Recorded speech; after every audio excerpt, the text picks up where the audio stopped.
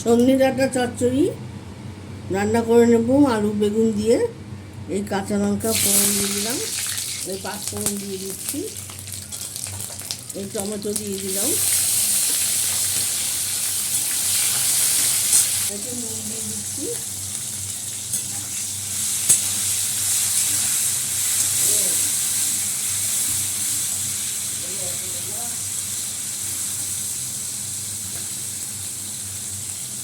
এই আলু বেগুনগুলো কেটে রেখেছি এগুলো দিয়ে দিলাম। সরি, সজনে ডাঁটা কিনবো না, ভুল করে বলে ফেলেছি বন্ধুরা।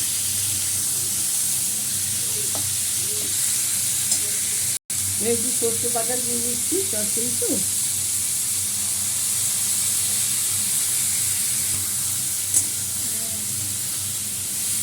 কাশ্মীরি লাল মির্চ, হলুদ, লঙ্কা গুঁড়ো, নুন, মিষ্টি দিয়ে মশলাটা ম্যারিনেট করে রেখেছিলাম।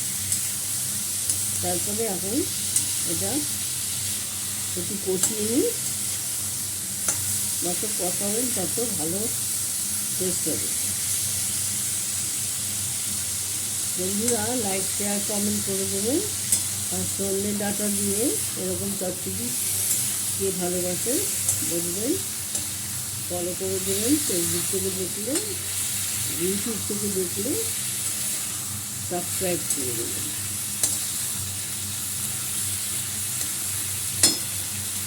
ঢাকা দিয়ে রাখি।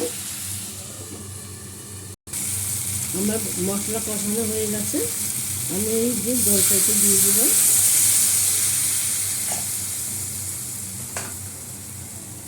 ধনে পাতা দিয়ে দিচ্ছি,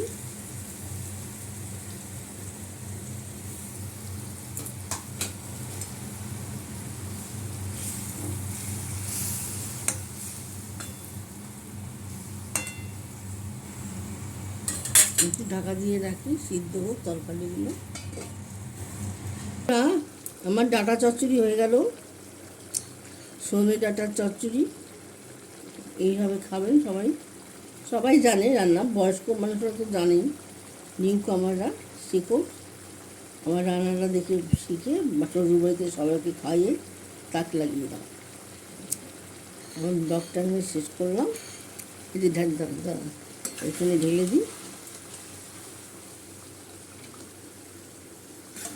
দেখা, আগে দর্শনধারী, তারপর গুণ বিচারী।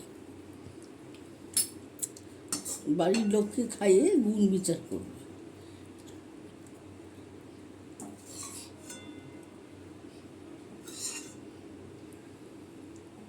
নমস্কার বন্ধুরা, আমি ব্লগটা এখানে শেষ করলাম।